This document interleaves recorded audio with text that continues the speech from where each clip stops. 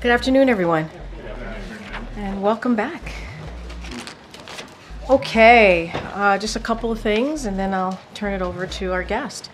Today, President Biden spoke virtually with people from across the country who shared how the Biden-Harris administration's Investing in America agenda is benefiting their lives and how it is planting the seeds for a brighter future for their community. The call included local elected officials, community leaders, and people who are benefiting directly from the Biden-Harris administration's agenda, including from lowering healthcare and energy cost, local economic development, once-in-a-generation investments into America's infrastructure, and competitiveness, and so much more. This is the first in a series of conversation President Biden will have in the upcoming weeks. He will talk about how the Biden-Harris administration's historic agenda is creating jobs and opportunity, strengthening communities, lowering costs, and building a better future for Americans. Looking ahead to the president's schedule for the rest of the week, on Thursday, the president will travel to Wisconsin. On Friday, he will travel to Michigan. During these visits, the president will highlight how his Investing in America agenda is ensuring a brighter, more prosperous future for families.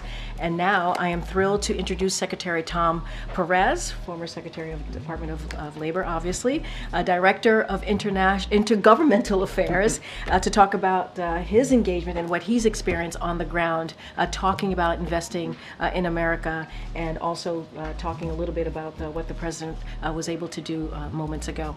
Excellent. All right. Thanks, Corrine. Good afternoon, everyone. It's great to be here with all of you. As you heard from Corrine and you saw recently, a few minutes ago, quite frankly, from the president, President Biden kicked off the first in a series of engagements to highlight the impacts of his Investing in America agenda.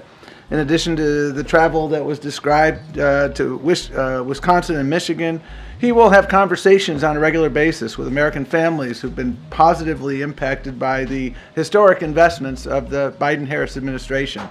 He'll also hear from mayors, local elected officials, community leaders, and others about how these investments have transformed their lives and their communities. And as a senior advisor to the president and the director of our Office of Intergovernmental Affairs, I work closely with state and local elected officials, with union leaders, faith leaders, community leaders. I've had the privilege, to make a long story short, of making a lot of house calls in communities across the country over the past 15 months or so, and observing how they've been transformed by this Investing in America agenda. You're well aware of the historic progress that the Biden-Harris administration has made in job creation, healthcare access, and so many other critical areas. Behind every statistic, I learned a long time ago, is a real person, a family, a community that's seen progress and seen hope. When I went to Wausau, Wisconsin, for instance, I joined the Thau family in front of their home that they've owned for over 40 years. And for as long as they lived there, they'd been drinking lead-contaminated water. Through funding from the bipartisan infrastructure law, they had their pipes removed and replaced by union labor, I might add.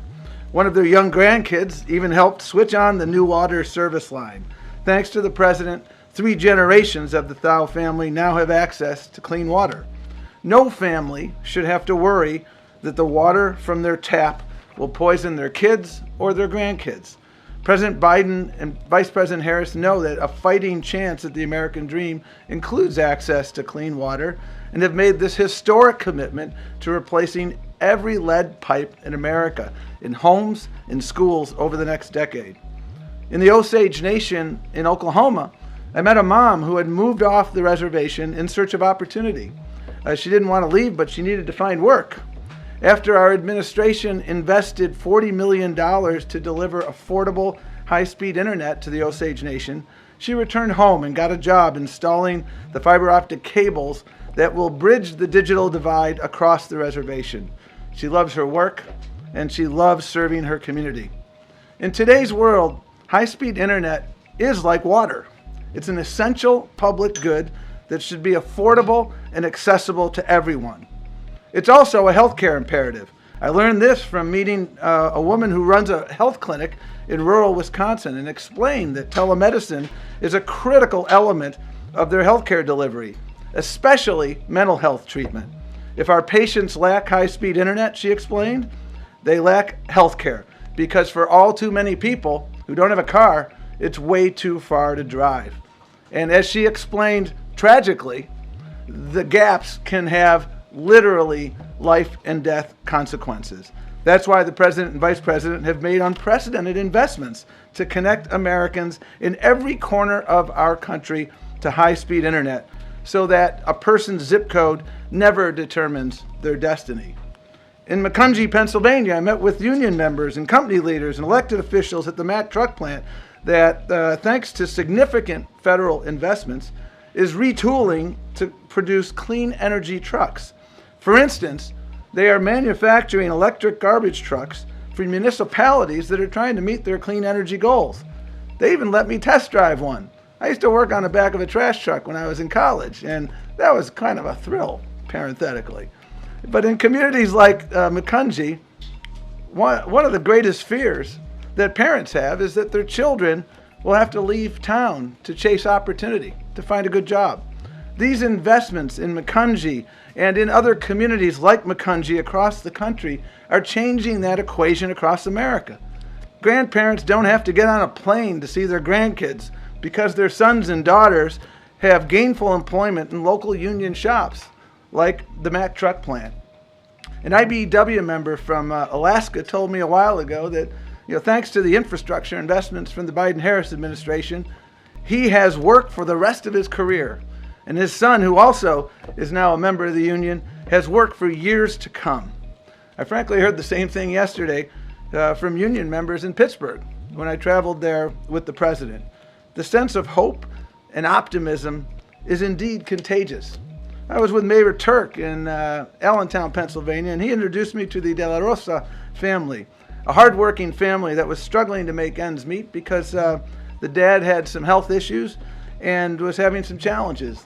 But thanks to funding from the American Rescue Plan, they were able to move out of their very small apartment that didn't meet their needs into a subsidized, newly constructed townhouse apartment that finally gave their family some breathing room. Their son David, who is 18 years old, gave me a tour. And his highlight, as he said to me, and I remember this like it was yesterday, Tom, I've never had a backyard before. And he showed me the backyard. First time they ever had one. And by the way, he's got a full ride to UPenn, just started last week.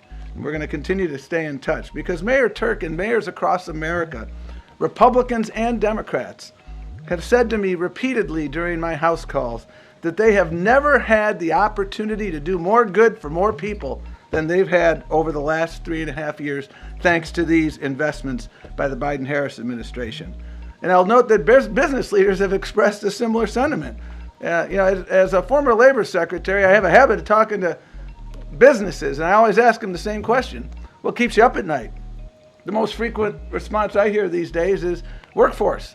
We have a workforce shortage. We have so much opportunity. We need to make sure that we build the skilled workforce to compete. That's undeniably a challenge, but it's a great challenge to have. And it certainly beats the alternative, which is having no work. And one of the glaring lessons I've learned from my travel and conversations with these mayors is how prior waves of infrastructure investment actually created or exacerbated opportunity divides in communities across the country. The fact that American English has the phrase wrong side of the tracks tells you everything you need to know about our awareness deep down that infrastructure can divide just as much as it can connect. In my travels to places like Pittsburgh, Milwaukee, Buffalo, Denver, Syracuse, to name only a few, I observed firsthand how prior infrastructure projects from prior generations, like highways and bridges, literally cut generations of families of color off from opportunity, all in the name of progress. In partnership with mayors and state and other local officials, we have been steadily investing to redress these historical wrongs, including impacted communities in the process. In each of these cities, I've heard from residents who are encouraged by the possibilities these investments present for them and for their communities. Smoother transportation routes equal equal access to jobs, education, and healthcare. More green space, cleaner air. In short, reconnecting communities has been about and will continue to be about reconnecting opportunities. We want out of the shadows. That was what a person in Syracuse, New York said to me, referring to literally the shadow that I-81 cast along the middle of her neighborhood when it tore it apart. That's ultimately what investing in America is designed to do. It's designed to lift communities out of the shadows, lift the tide so that it floats all the boats, not just the yachts. President Biden has kept his promise to be a president for all people, from small towns to big cities, red, blue, purple states, places that for all too long were overlooked or left out. Because of the president's actions and the vice president's actions and vision, Americans all over the country are seeing and feeling a better, fairer, and more prosperous future on the horizon, a future of endless possibilities.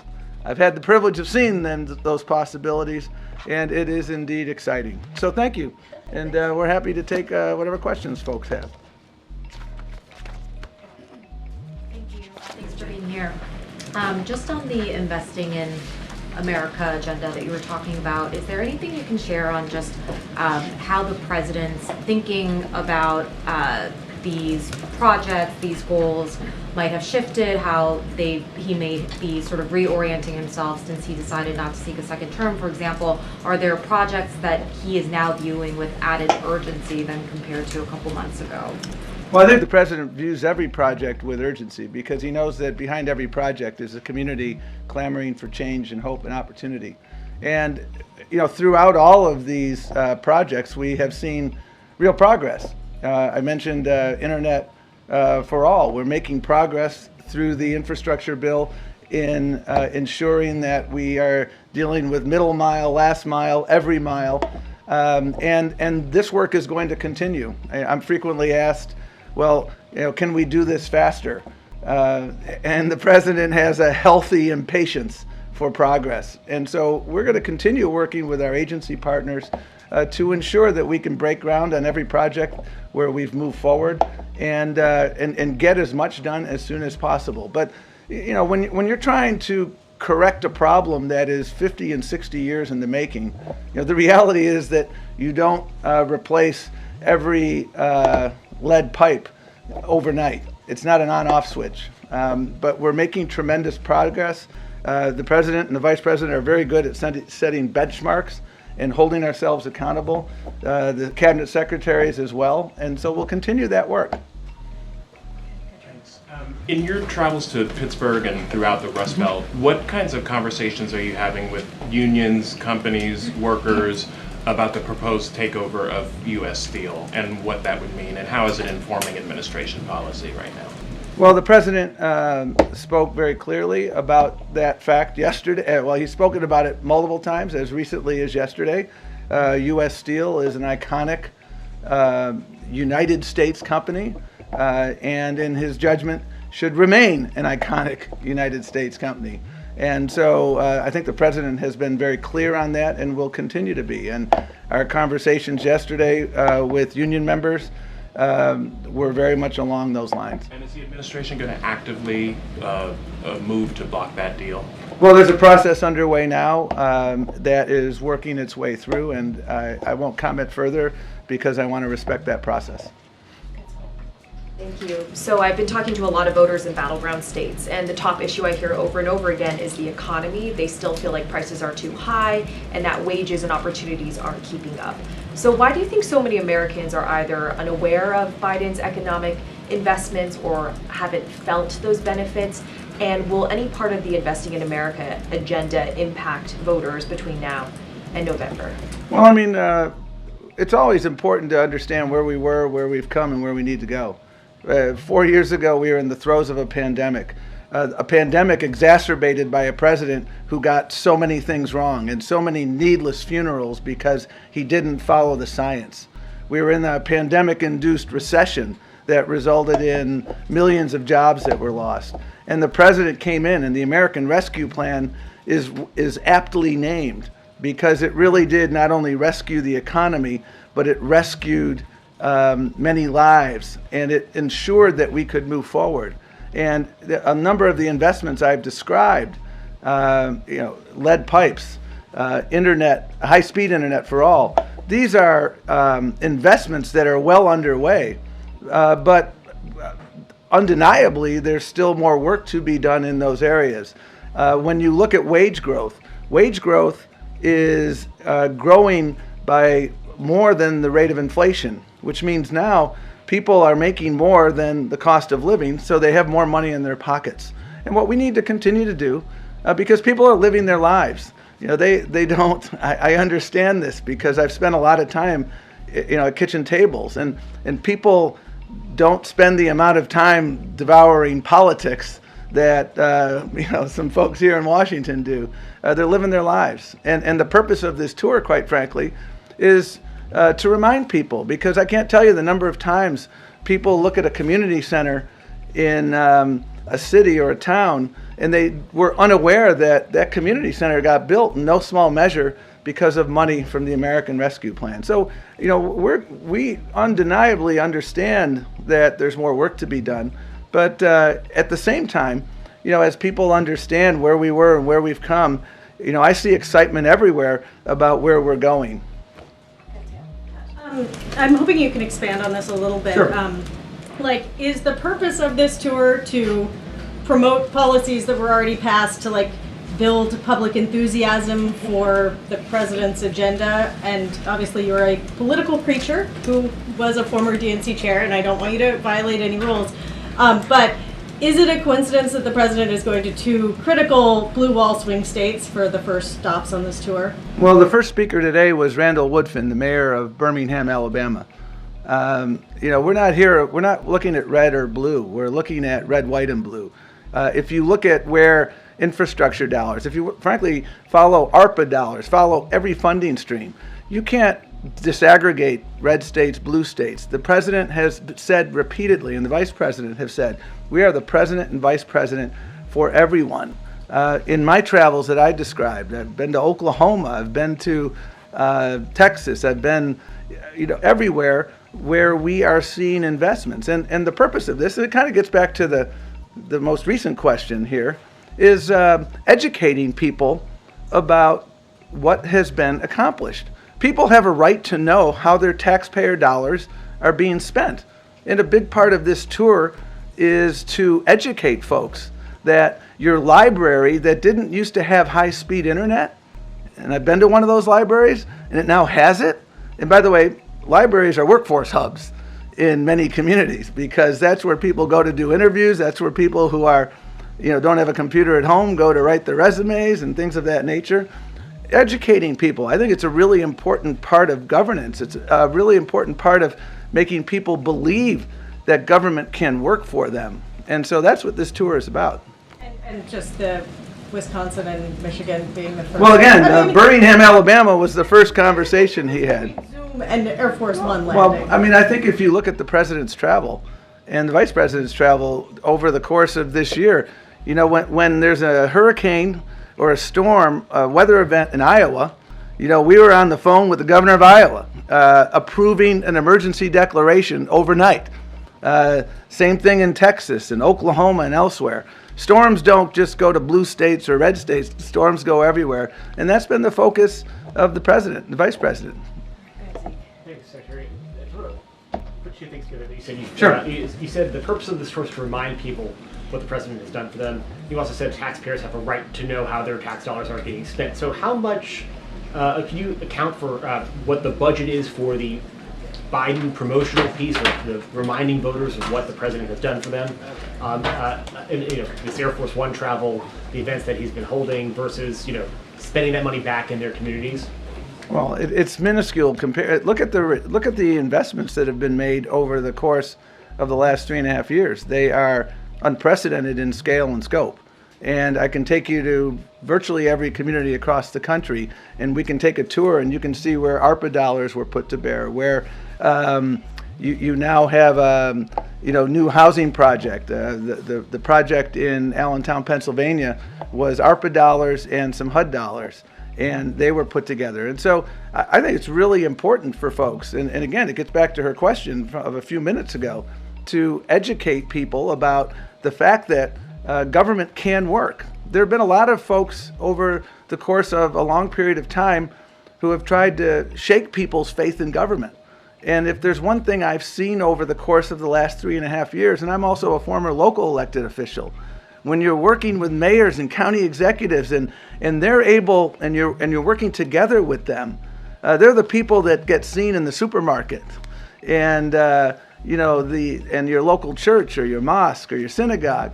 And when you're able to talk to them and explain to them, here's how we're improving our education system through these investments. When you're able to show folks that, this bridge, finally, people used to talk about infrastructure week, but we now have an infrastructure decade. The Brent Spence Bridge is not an idle hope. It's about to break ground in the months or so ahead because of work from actually Republican and Democratic people coming together. But why should taxpayers foot that bill to burnish the president's legacy? Shouldn't campaign dollars? This isn't a legacy issue. This is about educating the American people about what we're doing and what we're accomplishing so that they can see the fruits of their taxpayer investments. Hi, Tom. Thanks for joining us. There's one word that I did not hear in your remarks, and that's Bidenomics. So is this infrastructure spending part of Bidenomics? This infrastructure spending is part of ensuring that every community in the country, you have safe infrastructure, you have infrastructure projects that are inspired by considerations of equity. So you're not building I-43 and I-94 in Milwaukee by taking out 15,000 black homes and 1,500 black businesses. And people can understand that it's a project that's going to work for everyone. That's everything that the president has done, whether it's the CHIPS and Science Act, whether it's the infrastructure bill, whether it's the American Rescue Plan, whether it's the Butch-Lewis Act, which helped literally millions of retirees retain their pension, their hard-earned pension.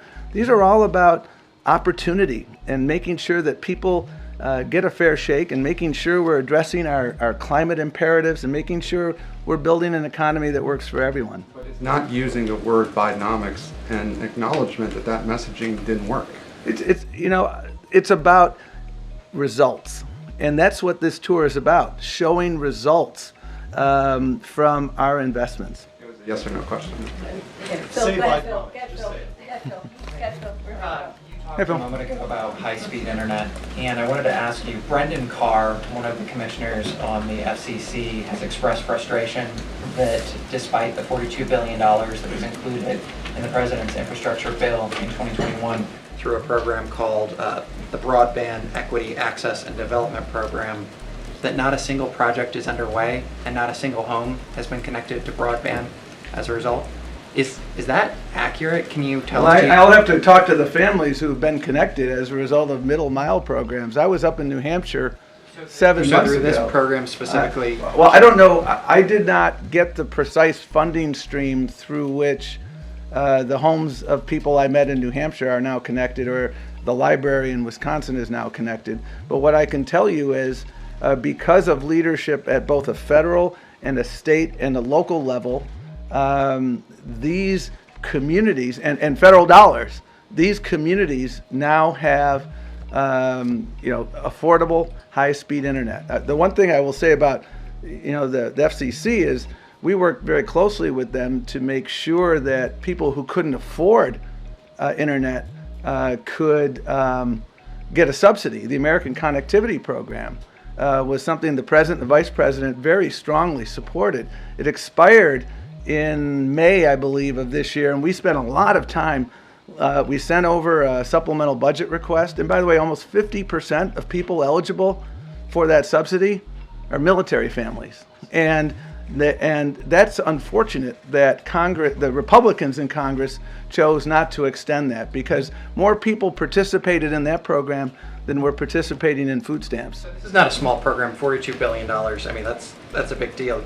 Does the White House have an estimate of how many homes have been connected to broadband? I don't have that at hand, but I can certainly work with you to answer that question. Get that for you, for Sure. All right, thank you, Tom. Thanks a lot. Appreciate it. Thank you. Take care. Appreciate it. All right, first time at the podium. Thank you, Mr. Secretary. Okay, Zeke, I don't have anything else at the top, so go for it. Thanks, Greg. What did the president mean when he said Israeli Prime Minister Benjamin Netanyahu wasn't doing enough to reach a hostage and ceasefire deal? So here's what I'll say. He was asked a question by a colleague, a direct question, and he answered it. What I will say, I think more broadly, which is important to note, and the president said this in his statement over the weekend, is that make no mistake about it, Hamas leaders are going to pay for these crimes. And he and his team, for sure, will keep working around the clock to get this hostage deal done. And this is a president that has been pretty clear about that. He's spoken about making sure that we get this hostage deal done. He's met with the hostage families, all of them. We know that the National Security Advisor, Jake Sullivan, is going to have a conversation with the American hostages this week. And so this is something that we are working again around the clock, 24/7. This is something his team is really steadfast, making sure that they're continue to be focused on this. And look, our teams are in constant conversation with the Israeli government on all levels on a daily basis. And I think that's important to note as well. But we will make no mistake as to who is responsible for this, and this is Hamas leaders. Specifically to my question, what did the president mean that Benjamin Netanyahu is not doing enough? I don't have anything more to add. The president was asked a direct question. He answered that question. What I can say is that, what I can say is this, is that we have made it very clear. The president over the weekend made it very, very clear as to who is responsible. It is devastating. The heinous acts that we have seen by Hamas is devastating. And those 6 hostages, their families are grieving. The president was very clear about that in his statement over the weekend, and he's going to continue to work around the clock. And that's the focus of the president and this administration. On a different topic, the president yesterday also said that he was a little remorseful that the Secret Service wouldn't let him go into the crowds the way he once was as a candidate. Was that in response to any specific change, or just has something changed in terms of the security around the president, or is that just So I did see the president say that. I would have to refer you to the Secret Service to speak to the president's comment. That is something that when it comes to the president's security or any of the security of the 4 principles, I can't speak to that from here. You have to speak to the Secret Service. Kathleen. Thanks, Corinne. Kirby said that President Biden has been very personally involved in the ceasefire negotiations. Can you give any color on any meetings he's had today on the Middle East? Any meetings with his aides or foreign leaders on this today? So, as I said, his aides are in regular touch on a daily basis on this particular issue of trying to get this hostage deal. It is a priority. It is a must. We want to get this done. The president, as you know, and the vice president were in the Situation Room yesterday, meeting with a few of their advisors of this administration to talk about next steps, to talk how we're going to move forward here. We talked about how we are also continuing to engage with our co-mediators, which is Egypt and Qatar. That continues. And so the president has had gets daily updates from his team. He had the PDB this morning and got an update from his team then. And so he is, and has had, even during the past 2 weeks, we have read out multiple conversations that the president has had with leaders in the region, including Egypt and Qatar. So that is not going to end. The president focuses on that on a daily basis. He is passionate, committed, wants to see this happen, and his team is working around the clock to get this deal done. And that's what we're going to focus on. The president was the last person to face Donald Trump on the debate stage. Vice President Harris will be doing so in a week. Has President Biden shared any pointers or advice to the vice president? So as you know, they were together yesterday. They were shoulder to shoulder, right? As they have been in the past 3.5 years, working on behalf of the American people. You certainly will continue to hear, as we heard from Secretary Tom Perez, on what we're going to do to continue to make sure we deliver on the unprecedented results that we've gotten for the American people. Look, what I can say, and I'm going to be super mindful, because there is the Hatch Act, as I say all the time. I know you guys love me saying that. the best choice, this is President that said this, the best choice that he's ever made is to pick the vice president as his running mate. And so he is certainly very proud of the vice president and has been has seen her as a critical partner over the last 3.5 years. They talk regularly. They talk very much regularly. You saw them yesterday, and they certainly stay in touch. I just don't have anything beyond that to share. Okay, go ahead, Trevor. What more could Prime Minister Netanyahu be doing to get a deal done in the president's view? So look, I don't have anything to add or any color or anything more specific to add to what the president said yesterday. Again, he was asked a direct question. He answered it. Don't have anything else to add. What we're going to continue to do is continue to have conversations on next steps with our co-mediators, as I mentioned moments ago, Qatar and Egypt, to figure out how to move forward. We are committed, this president is committed to making sure that we get a ceasefire deal. We got to remember what this means. This means that it ends the war. The president wants to see this war ended.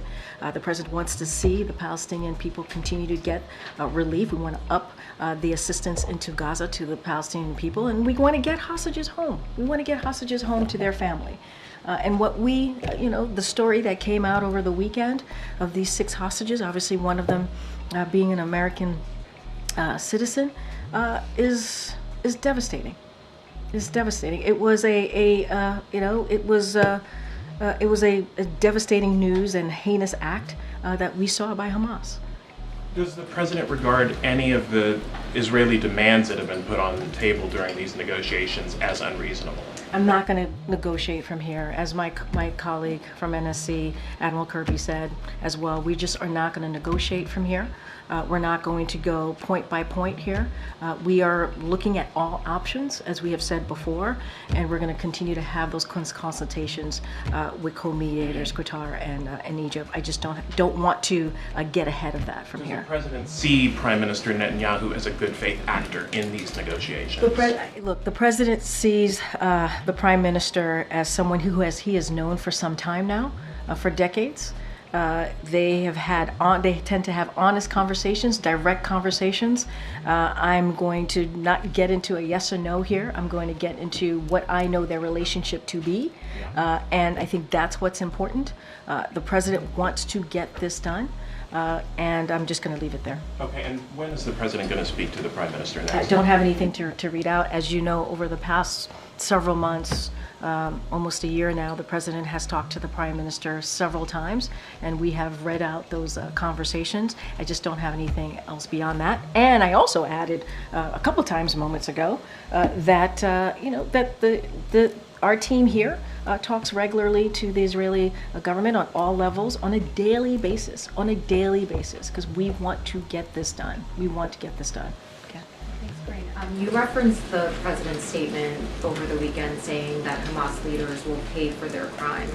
Are you making a specific reference to actions the U.S. is planning to take to ensure that that will happen? So I'm not going to get into, as you know, we just don't telegraph those types of things. We wanted to send a clear message, and we did. The latest events were heinous. There were heinous murders, and Hamas has even more American blood on its hands, and that's what we want to make sure. And as you stated to me, Hamas leaders will pay for this crime. I'm not going to telegraph from here, from this podium, what that's going to be. That's not something I'm going to do from here. But we wanted to make it very clear about who's responsible and how, and where the United States is on this. You are saying that you are referring to that outcome coming from the U.S.'s actions. Can you just clarify whether you're talking just generally about eventually Hamas will pay for what they have done, or are you talking about the administration ensuring that something will happen, action will be taken to make sure that Hamas leaders will pay for I'm not going to crime? go beyond the statement. As I said, Hamas leaders will pay for this crime. What we saw over the weekend was the latest heinous murder, and that's what it was. And so we are going to be very clear on calling that out. If anything, Hamas has even more American blood on their hands, even more. And so we're going to continue to be really clear. I'm just not going to go beyond that statement, beyond what I'm saying here. I'm not going to telegraph anything from here. And we wanted to make the president in his statement, I think, was pretty clear. But we do not telegraph on what that could look like. And just following the death of another American hostage, can you talk to us about where the administration is now on the idea of some kind of deal, some kind of attempt to rescue just the American hostages, not as part of a broader package? No, I understand the question. I know that's come to us a couple of times. I'm not going to get ahead of what we're trying to do right now, which is get a ceasefire deal. I don't want to get into hypotheticals at this time. I'm just going to be super mindful. We are going to focus, continuing to have our conversations, consultations with Qatar and Egypt on the next steps on how to get this done. It is a priority for us, and so not going to get beyond the hostage deal that we're trying to get at this time. Is the president concerned that there could be another moment, another day when he learns that an additional American hostage has been killed as he's working on this deal? I mean, he's the president of the United States, and he cares about American citizens. He cares about innocent people. And this is why he's been working around the clock with his team. His team has been leading this effort and working around the clock in getting this deal done, of course. And we can't predict what's going to happen next. We can't. And so, these are dynamic situations. And so we have to continue to work around the clock to get this done, and that is the president's commitment. I don't think I've seen you in the briefing room before. It's nice to be here. Yeah. What's your name? Thank you. It's Scott McFarland. Hi. Oh, that's right. Hi. Good to see you. Let's talk about this some more. Yeah. This is lovely. Sure. Let's go have some back and forth. Hey, Scott. Last month, the president in an interview said he's not confident at all about a peaceful post-election in America. What's the White House's concern about unrest, baseless challenges to election certification, and is the administration doing anything to prevent or protect against danger? So I'm going to be really also very thoughtful here, not get ahead of what's going to happen in the upcoming months. I think, and going back to the answer that the president gave, if you saw what happened on January 6th in 2021, I think any president who cares about our democracy, who cares about our freedom, who cares about free and fair elections, who truly cares about that, would be concerned.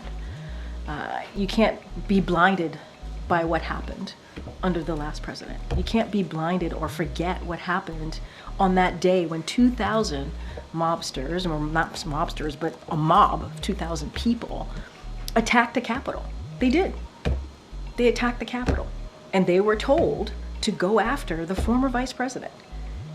And they were told that the elections that had just occurred, that dozens of Republican judges said it was free and fair, and the results were the results. They didn't believe in that. And so that is a scary thought. That is a scary thought. The president obviously is going to do everything that he can to protect our democracy, to protect our freedoms, to protect the free and fair elections. And, and that's what he was talking about. All you got to do is go back 3 years and see what happened, and see what the former president did and what he led, But obviously I'm not going to dive into the specifics of that. There's an investigation, but we heard from the former president what he said directly. And so I'm going to be super mindful. But the president said it himself. He has concerns. So there's a lot at stake here, something that I've said before. And we know that the American people, we saw this in 2022, they care about our democracy, they care about freedoms. This is something that they truly want to see protected, and that's something that the Biden-Harris administration is going to continue to work on to protect that democracy and freedom. Okay, Gabe. Thanks, Corinne. Does the president support the 10,000 hotel workers that went on strike? So we have seen the reporting of what's currently happening with Unite Here. The president was out and about yesterday with the vice president in Pittsburgh on Labor Day, which is something that Obviously, the president, when it comes to labor, when it comes to being the most pro-union president, he is very proud to have that title. Look, so what I can say as far as Unite Here and the 10,000 workers, I believe in 24 or 25 hotels that we're talking about now. We support collective bargaining. That's something that the president has said throughout his career and believe it's the best way for Americans, American workers and employers to come to agreement that works for all parties. All workers, including hospitality workers, should have good jobs with fair pay and benefits that give them the opportunity to provide not just for themselves but also for their families. And that's what the president wants to see. So what we will encourage, this is what we've done before when we've seen these types of strikes, is we encourage for folks to come to the table, negotiate in good faith towards reaching a strong contract. And that's what the president believes, and that's what the president wants to see. And also, has the White House been in touch with Turkish authorities over the attack on the 2 Marines in Turkey? So obviously we're troubled by the assault that we have seen, that you all have been covering on the U.S. service members, and are happy to hear that they are safe now and have returned to the USS Wasp. I believe the National Security Advisor was going to put out a statement, Jake Sullivan, on this. If he hasn't, I'm sure it's coming shortly. We appreciate the Turkish police, the actions that they have taken. This is a serious matter, and we are holding those responsible accountable, and they are holding, to be more clear, those accountable responsible. And so for anything more on details or specifics on what's happening, what the Turkish government is doing, or Turkish police is doing, I would refer you to the Department of Defense, who also put out a statement on this as well. Okay, Peter. Thank you, Corinne. In the president's public comments, why is he harder on Benjamin Netanyahu than he is on the terrorist leader of Hamas? The president has been very, very clear about Hamas leaders and what they have done. He was very clear on October 7th. He has been very clear multiple times thereafter on what Hamas has done. And they have, it is a heinous murder of what they did recently, and what they did on October 7th, and what they, more than 1,200 souls were taken, and then hostages were taken. That's why we're trying to get this deal done, to get people home to their families, including American hostages. And we're continuing to be very, very clear about that. He was asked a question, he answered it directly, but Hamas is responsible. They have more American blood on their hands. The president was clear about that in his statement, and he has been over almost a year now, has been very clear about that, and will continue to be so. A different topic. Since when does the vice president have what sounds like a southern accent? I have no idea what you're talking about. Well, this is... She was talking about unions in Detroit using one tone of voice. Is this something that same you think... line. Okay, Peter. That she used the same line in Pittsburgh, and it sounded like she at least had some kind of a southern drawl. Do you hear the question that you're... do you think Americans seriously think that this is an important question? They care... You know what they care about? They care about the economy. They care about lowering costs. They care about health care. That's what Americans care about. So that's what they want to hear. This is something... They care about, your colleague just asked me about what basically we talked about, went back and forth about democracy and freedom. That's what they care about. I'm not even going to entertain some question about the president. It's just hearing it sounds so ridiculous. Well, but hearing it is... The question I'm talking about, the question is just insane. Is that how she talks in meetings here? I'm just... Peter, we're moving on. We're still moving around. Go ahead, Anita. Thanks. Starting with Ukraine and this recent attack, has there shifted the administration's response to Ukraine's request to be able to do long-term strikes in Russia? And then just quickly, when the General Assembly happens, we understand that Zelensky's going to come to the U.S. Is he going to meet with President Biden and Vice President Harris? Your last question, you're jumping way ahead of me. I don't have anything for you as far as President Zelensky specifically attending and not attending. That's something that you would have to talk to the Ukrainian government. What I will say is the latest strike is obviously it's horrific. It's a reminder of Russia's brutality. It's something that we cannot forget. It is also critical that the world continues to stand with Ukraine as they are fighting for their sovereignty, as they're fighting for their freedom. And so what we can say from here is that President Biden's has been very clear for his support for the Ukrainian people, and that continues to be unshakable. And that's what I can say. As far as our policy, to your first part of the question, nothing has changed. I don't have a change of policy to speak to. The moon. Shooting for the moon. The president of China is coming to the APEC meeting in Peru. President Biden is expected to attend. Are they going to meet? I know National Security Advisor Jake Sullivan spoke to this when he was doing his press conference and when he was in Beijing, I believe last week. I lose track of days and time sometimes. And so I don't have anything to share beyond on what the National Security Advisor shared during his press conference. So I'll leave it there. The president returned from Pennsylvania yesterday. He made a statement to the pool about not getting back out into the large crowds, that the Secret Service saying essentially that it was too dangerous. Can you clarify? Yeah, I was just asked this question, I believe, by Zeke, your colleague, moments ago. I don't have anything else to share beyond what I just shared with Zeke. I believe you asked me these questions. Okay, good. But I just don't have anything to share. No, you have to, this is, when it comes to the president's security or any of the principals, Secret Service, you have to talk to Secret Service about that. They can share more if they choose. He's going back on the campaign trail this week, so nothing has changed. Nothing has changed as far as his travel. We are going to be out there. As you just heard me speak to him going to Wisconsin on Thursday. He's going to be in Michigan on Friday. We just got back to your point in your question when he was answering. When he was answering a question or making a statement yesterday, he was in Pennsylvania. He's looking forward to it. He's looking forward to being out there, speaking directly to the American people, talking about what we've done this last 3.5 years. And so he's excited about that and wants to continue that. Thank you. The Vice President released a political ad this morning where she mentioned that price gouging is a problem in the United States when it comes to grocery prices. And I wanted to see if there's anything that the Biden-Harris administration is doing to address price gouging, if there are targets in mind, and sort of the activity that the administration has around this issue. So look, obviously, we have been very much, an administration has focused on lowering cost.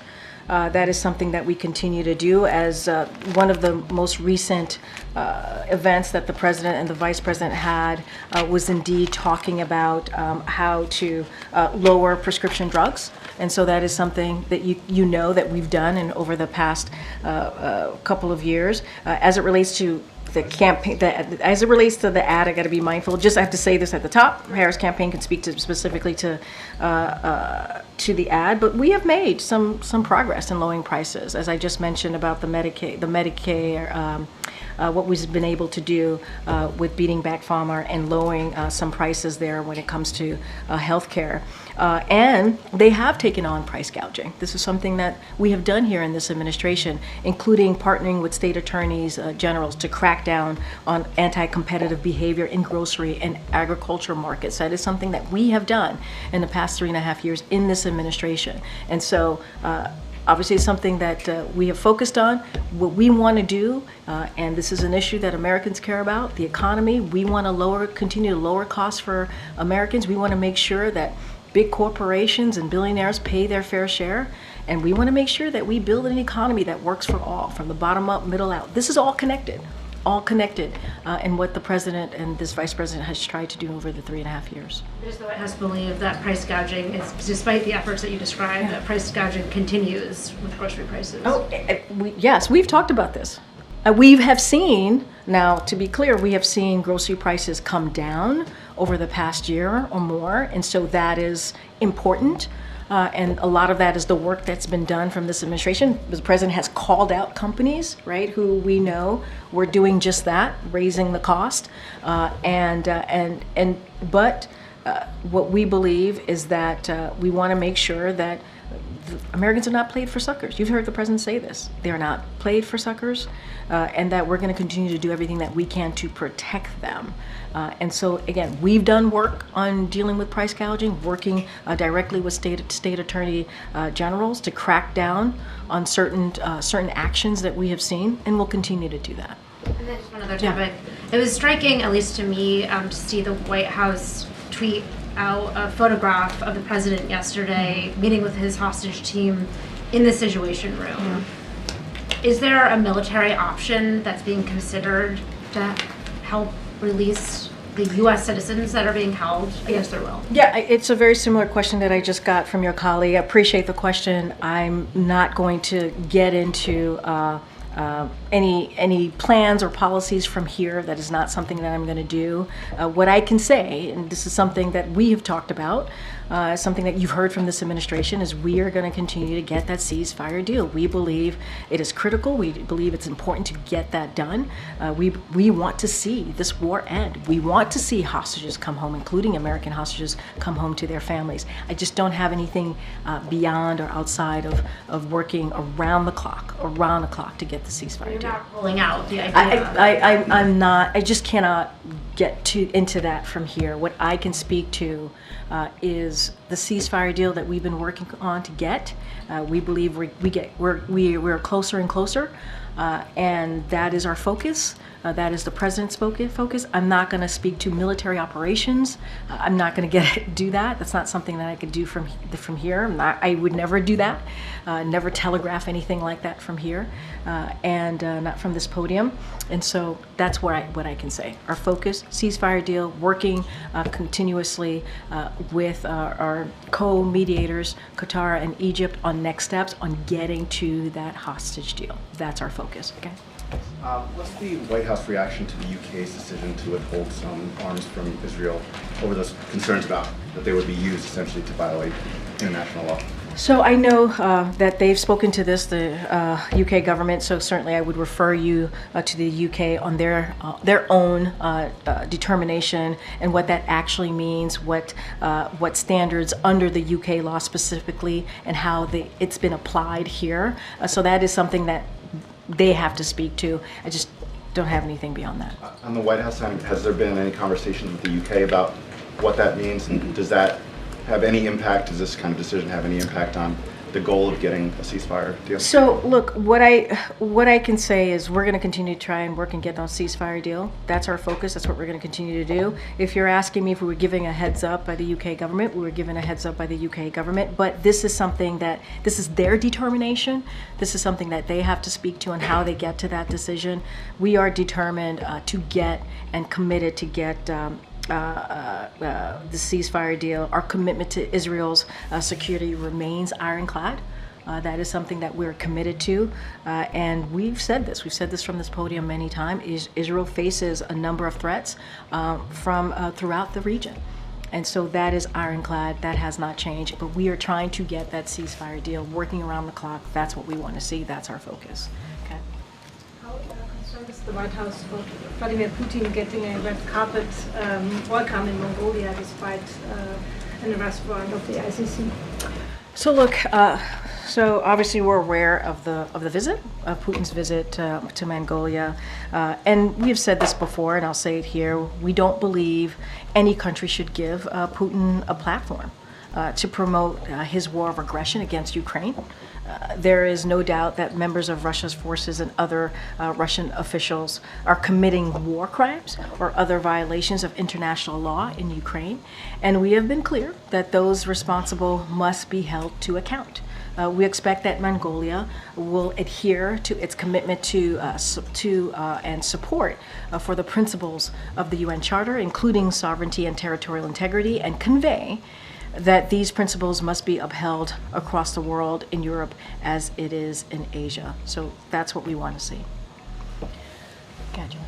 Thanks a lot, Karine. On the Investing in America event that we had earlier today, the events that the President will have later this week, obviously the President wants credit for his domestic legislative accomplishments. Has the administration just simply considered putting a sign on an infrastructure project saying this infrastructure project brought to you by the Biden administration? So I believe when we've traveled, I've seen some of those signs, and so that's not uncommon, right? To see signs when a big project or a big legislation is passed into law, and there's federal funding. To see signs like that, I think I've seen it across the country when we've traveled. But look, this is about, and this is very much what the Secretary was saying is that making sure Americans know what this administration has done, making sure they know what's available to them, making sure that there are opportunities, whether it's the economy and lowering costs, whether it's making sure that you can buy a home, an affordable home, medication that you might need, because because you're paying too much, and because Big Pharma was certainly gouging you, and so the president has been able to beat Big Pharma. Those are things that the American people need to know. They need to know what this administration has done, and this is what we've been doing the 3.5 years. Yes, we're talking about Wisconsin, we're talking about Michigan, and obviously the president was in Pennsylvania yesterday, but this is one of the things that the president enjoys doing, being out there talking directly to the American people, and also making sure that news gets there, right? That gets there about what this administration has done, and what we will continue to do in the final 4 months of his term. And the president was out with the vice president yesterday in Pittsburgh, Pennsylvania. What do you think he brings to the table when he is right there beside the vice president as she is campaigning for president? You just talked about investing for America. You just asked me, you just heard from the secretary about his own experiences. He gave anecdotal stories about what he has seen across the country with what the president's Investing in America agenda has done to change their lives. That could not have been done without the president's leadership. It couldn't have. And I think the American people understand that. They understand that leadership matters. They understand that this was a partnership that was done between the president and the vice president. And they understand that the president has been, if you think about senator for 36 years, president for vice president for 8 years, and now president, he brought leadership and experience and was able to reach across the aisle to get historic legislation passed. The secretary talked about Infrastructure Week. In the last administration, that was a joke. It was. We would all joke about how, to this week again is Infrastructure Week. And now because we're able to pass a bipartisan legislation in this political environment, now we have an infrastructure decade, and that matters. And that was done because this president had the leadership, had the experience, has the foresight to understand what the American people need and what is discussed around the kitchen table. And so that's what he brings. He brings experience and understanding, and he can speak to the partnership that he's had with the vice president for 3.5 years. I think that's important. Get Karen. Thanks, Congress is set to come back to Washington soon, and government funding will be a big priority for them. So here we are again at this time of year. House Republicans seem to be floating a timeline that would push the deadline, like fund the government through next year, early into 2025, but attach the SAVE Act to this funding bill. What is the White House position on the timeline of that and including that at this point? So, look, and you're right, here we are again, another time period during this year, this time of year, I should say. Look, House Republicans need to stop wasting time on extreme policies and do their job and keep the government open, and they could do that by passing a clean CR. A clean CR. This is something that they can do. And so, look, we said it in a statement of an administrative policy. We said this in July. We strongly oppose this Republican stunt. And as fact checkers across the board have made clear, it is already illegal for non-citizens to vote in federal elections. It's already illegal. If congressional Republicans truly cared, if they really cared about fixing the broken immigration system and securing our border, they would actually pass this bipartisan proposal that came out of the Senate. Instead, they got out of the way because of what the former president said to them. Donald Trump said, do not pass it. Do not move forward with this proposal.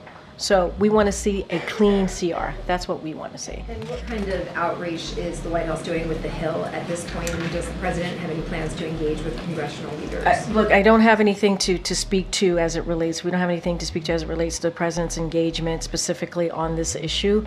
As you know, we have an Office of Leg Affairs. That Office of Leg Affairs is in constant contact with members in Congress about an array of issues, important matters that the American people care about, and so we'll continue to do that. All right, everybody. Thanks. See you tomorrow.